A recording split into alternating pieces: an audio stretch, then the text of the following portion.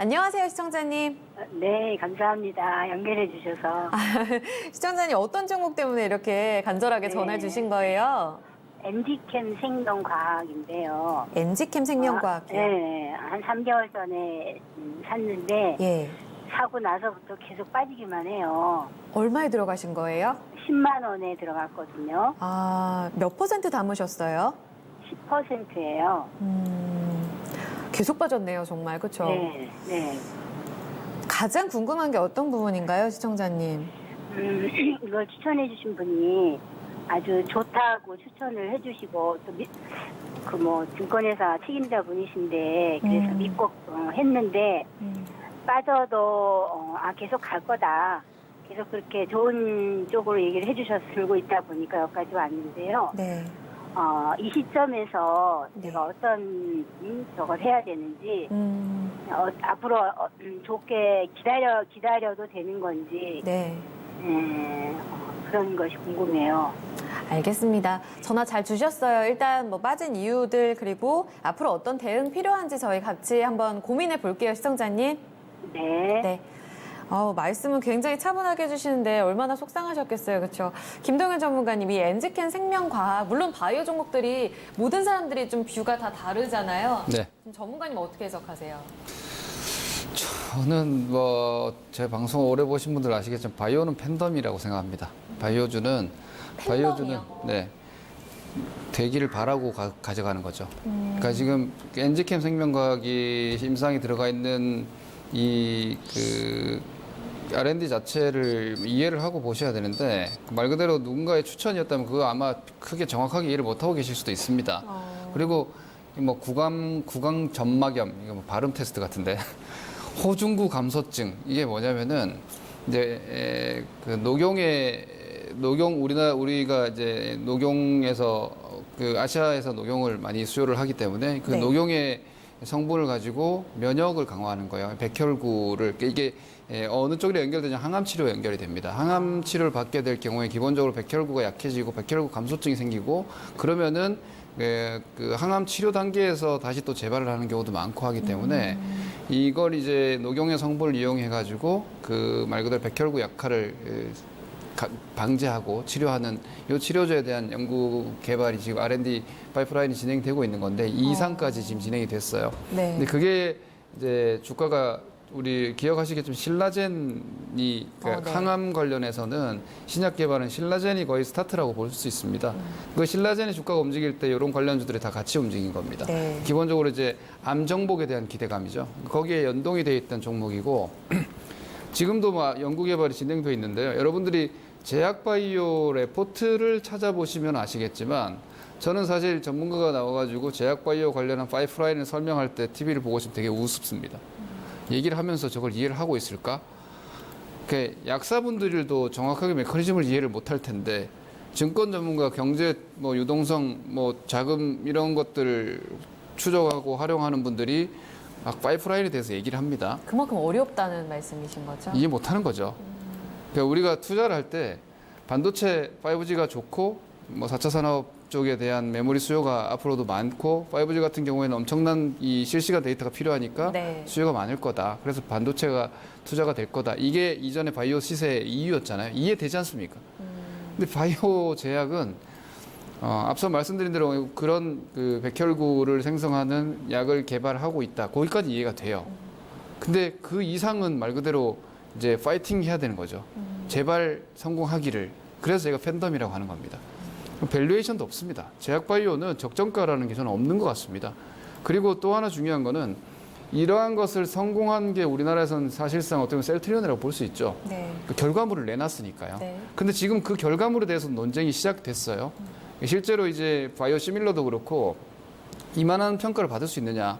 그리고 오리지널 약가가 내려오다 보니까 바이오 시밀러 가격도 이건 너무 거품 아니냐. 오히려 오리지널 약가가 내려오니까 이 시밀러나 제네릭이 판매량이 급감을 하는 거예요. 오리지널 약재를 쓰면 되니까. 그러니까 이런 전체적인 가격 구조부터 시작해가지고 여러 가지 우리가 막 꿈꿨던 2년 전, 3년 전에 이 바이오 시세가 네. 과연 계속 갈 수 있느냐? 제가 아까 말씀드렸죠. 장기 투자라는 건 신뢰감이 되게 중요하거든요. 그러니까 이 기업을 내가 믿고 갈 만한 확실한 근거가 있어야 돼요. 여러분 생각을 해보세요. 장기 투자는 저는 그렇게 생각해요. 내 돈을 누군가에게 오랫동안 맡겨놓는다. 제일 중요한 건 뭐예요? 떼이지 않아야 되잖아요. 그죠? 예를 들어 제가 혜진 씨한테 뭐 어느 정도의 돈을 빌려줬다? 투자를 했다? 네. 그러면 이제 뭐 어이재 씨가 사업을 해서 반드시 성공하지 못하더라도 내가 투자한 돈을 돌려받을 정도의 수익성이나 안정성은 있을 것이다. 이게 돼야 되잖아요. 그렇죠. 그래 그게 보장돼야 돈을 빌려주죠. 바이오는 그게 없어요. 그러니까 여러분들이 꿈을 쫓아야 하는 것이고 그 꿈은 말 그대로 이 기업에 대한 이해를 하고 계셔야 되고 그 연구 개발력에 대해서 투자를 하는 거거든요. 그러면은 지지점은 없는 거예요. 주가가 떨어지기 시작하고 거기에 대한 의심을 가지기 시작하면 밸류 자체가 뭐 P 밸류로도 계속 적자나고 있으니까 이거 같은 경우는 유상증자해가지고 돈 메꾸고 있어요. 그리고 앞으로 지금 재무구조상으로는 자본잉여금 기준으로는 만약에 한 몇 년간 한 500억 정도 더 만약에 잉여금을 까먹는 구조가 돼버리면 네. 이 증자를 또 해야 돼요. 이건 뭐예요? 돈을 벌어가지고 설비 투자를 하고 이런 구조가 아니에요. 바이오는. 연구개발만 계속하는 성과는 없어요. 그럼 당연히 개발비는 나갈 것이고 이런 전반적인 비용을 주주들한테 손을 벌리고 있다는 거죠. 혹은 뭐 삼자 배정을 받아가지고 그 투자자 역시도 될 거라고 기대를 하는 거죠. 그러면 이제 기간은 아까 말씀 주신 대로 임상은 옛날 제약 바이오는 임상해가지고 약 제품을 생산하는 데까지 10년을 사실 봤어요. 네. 근데 요즘 라이센스 아웃이 있으니까 개발 단계에서 이 약이 그러니까 연구 개발만 하고 생산을 하지 않으니까 그러니까 생산은 글로벌 파마들이 하고 우리는 연구 개발만 한다. 이게 바로 기술 수출이니까 네. 그 기술 수출을 기대하면서 바이오주는 다 떠 있거든요. 근데 이게 성과가 뭐 그래서 어떤 경우에 움직이냐면 학회로 움직여요. 그러니까 뭐 암 학회에 있다 그러면 바이오주 올라가죠. 네. 정말 웃긴 거거든요. 말 그대로 그 학회 일정에서 뭐 하나 발표하지 않을까? 성과 나오지 그렇죠. 않을까? 성과 나오지 않을까 이거예요. 근데 별거 없이 지나가 버리면 또 그냥 제자리 와버리고 그러면 다음 학기 언제냐 이것만 기다려야 되는 거예요. 그러니까 이런 식이기 때문에 네. 저는 바이오 제약은 제 전문가로서 저의 투자 기준에 맞지 않아요.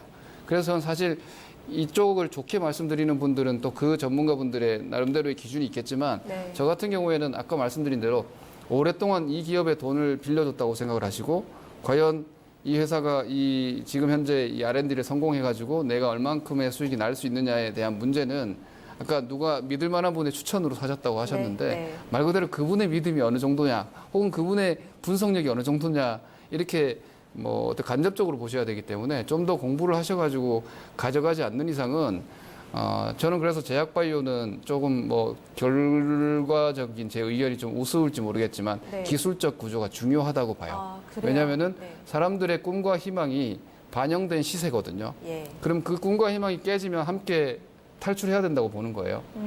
보시면은 예, 월봉상으로 네. 엔지캠 생명은 저기 보시면 3,000원대부터 올라가지고 10만 원대까지 올라왔습니다. 네. 그리고 2만 원대에서부터 12만 원대까지 올라왔고요.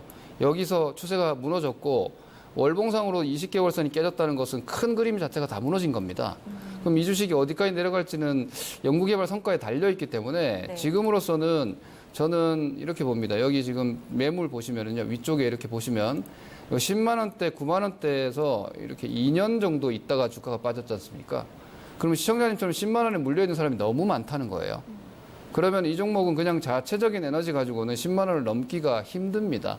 앞서 말씀드린 이 재료 연구개발이 완벽한 결과를 만들어내서 시장에서 그 시장성을 한 1.5조 정도 보거든요. 근데 암젠이 실제로 약 제품을 갖고 있어요. 네. 완성 제약품을. 네. 그러면 이게 가져갈 수 있는 캐파가 그렇게 크진 않거든요. 시장에서 6천억, 8천억까지 평가를 받았었단 말이에요. 시가총액이. 그럼 그 성공했을 때 20만 원, 30만 원 갈 수 있느냐를 고민을 하셔야 된다는 거죠. 그 정도의 확신이 없다면은 저는 10만 원은 회복되지 못하는 가격으로 인정을 하는 데서 시작을 하셔야 되고 그리고 10%의 손절을 할 거냐, 20%의 손절을 할 거냐에 대한 판단 같습니다.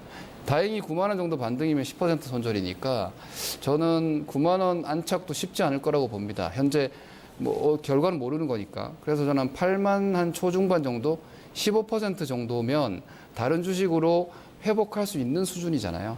저는 이 정도에서 우리 시청자님 엔지캠 생명과학에 대한 그 정도의 신뢰감이 없다면 저는 손절하는 게 맞다고 봅니다. 시청자님, 네. 저희 길게 통화를 해봤는데 많은 생각을 지금 하고 계실 것 같아요. 네. 네, 기존에 추천해 주셨던 분과는 뷰가 많이 다르지만 또 한 측면에선 저희가 기술적인 대응까지 그리고 그 근거까지 자세하게 설명을 드렸으니까요. 한 번 더 네. 고민 꼭 해보시길 바랍니다. 네.